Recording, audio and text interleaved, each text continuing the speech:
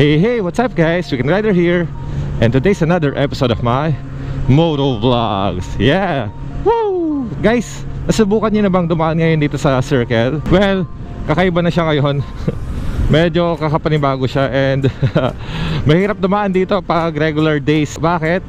Kasi talagang congested na and right now meron silang bago ba? Tama? Oo, bagong way na ginawa for Quezon City Circle.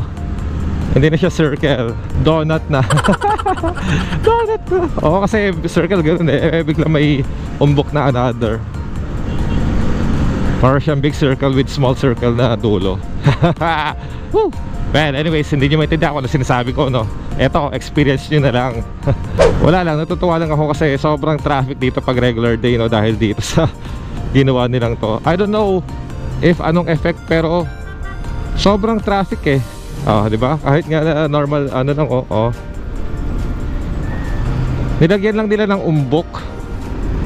And they have added a few extra lanes. Ito, tingnan nyo, ayan. Ayan. Kakaiba na siya. And at regular days, nako, sobra traffic yan. That's why I am thinking of of taking another route papunta rito sa trabaho ko, no? Para hindi ako ma-bottleneck dito. Well, yeah, but ako dumaan ngayon, no? Kasi alam ko naman na ano yun? Kasi alam ko naman na holiday today, kaya konti lang ang tao ngayon, ang sasakyan. No, it's not a holiday pala, but I mean Quezon City and Manila doesn't have classes today, both government and schools. Pero private, as usual, meron. Bakit walang pasok? Kasi today is January 9 and it's Nazareno Day. Kaya nga yari ako eh. Kaya naisipan ko din mag-vlog today kasi tignan natin kung ano yung mangyayari sa papunta ko ng office, because yung normal na dinadaanan ko vlog siya today. So tignan natin kung paano ako makakasingit paikot papunta ng office ko para maiwasan yun. Well, weekend rider, ano namang kinalaman ng Nazareno Day sa pagpunta mo ng office? Well, kasi sobrang lapit ko lang sa Quiapo. Kaya yung mga routes, boom! What's that? Nako, sarap pagkukutusan. Anyways, that's why yung mga dadaanan ng Nazareno, yung traslasyon ba tawag doon, ibablock yung certain ways or routes papunta ng office ko. That's why affected ako and gusto ko makita, no? Gusto ko makita nyo and ma-vlog ko na rin, ma-document ko na rin kung gaano kahirap pumasok sa Manila pag mga ganitong araw. That's why every year government decides na walang pasok, both school and government offices. Ay nako, ewan ko lang sa amin, ha. Don't you hate it, no? Pag ganun, no, na government decides na wala silang pasok. Pero yung mga nagpapasweldo sa kanila, mga taong bayan, niwan nila sa ere. Ano ba yan? Dapat pag government offices walang pasok, dapat pati private wala na rin pasok. Ay nako. Weekend rider, bakit parang bawat vlog mo may rant na laman? Well, ang sarap kaya mag-rant, no? Well, weekend rider, puro ka rant, wala ka namang ginagawa. Bakit ba? Vlog ko to If you don't like my content, chew. Diba? Okay, let's take a shortcut. Let's not take the Quiapo Road. Oops, start na sila. Naka-yapak-yapak na sila.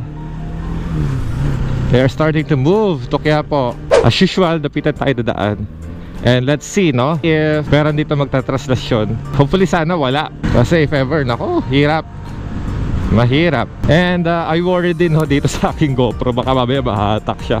Hatakin ng mga pazawires. Kasi hindi naman lahat ng nagtatraslasyon deboto talaga. Meron mga pasaway na rin and taking advantage of the situation. And because of those people na nagte-take advantage ng ganong situation, isa pa sa safety precautions na ginawa ng kapulisan natin in Manila is to deactivate or switch off yung signal ng networks natin around the area, no? Kaya pag ganitong araw talagang no signal sa area na yon, around Quiapo area, as a deterrent sa mga magte-take advantage, no, na terrorist if ever. Well, hassle siya, but of course it's for the safety of the general public naman. So January 9 is an annual event, no, for the devotees of the Black Nazarene, no. Black Nazarene ang Black Nazarene ay dinala ata ng mga Spanish ba dito sa Pilipinas before, but it was not Black Nazarene nung dinala siya dito. It's just a regular Nazarene, but ang pagkakaalam ko nasunog ata. Nasunog yung boat. Nasunog yung boat na nagdadala dito sa Pilipinas nung santo. That's why it became black. And then from there on, ayun na, people started worshipping that Black Nazarene. Yun. Little trivia lang. Ang pagkakaalam ko, hindi na rin yung totoong Black Nazarene ang iniikot, no? Kasi what people do is they take the Black Nazarene around Quiapo area and certain parts of Manila para ma-worship siya ng mga tao, no? And then what people do is they throw nagtatapon sila ng mga bimpo dun sa Nazarene, and then yung mga nagbabantay dun sa Black Nazarene, binabalik yung mga bimpo na yon, no? It is known or people believe that it can heal, no? Yung mga bimpo na yon can heal people's sicknesses, etc, etc. Little information lang para sa aking vlog today. Yeah. Ito, yan na. Ayan sila, oh. Meron na mga tao. Ayan. See? What's happening? Ay nako. People of the pub. Ayun na, mga naglalakad na sila. Start na yan. Start na yan, ang nagbaba na sila. And they will start to walk na. Walk dito sa area. Ayan.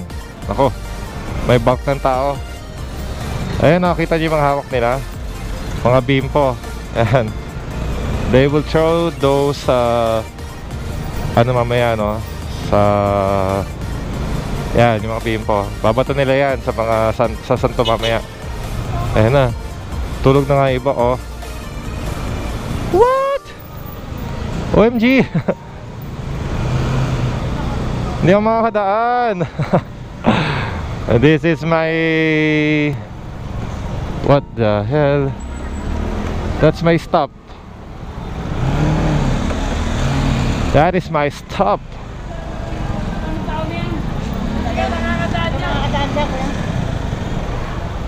Kanan tayo, kanan. What the hell? Stasyon na. Excuse po.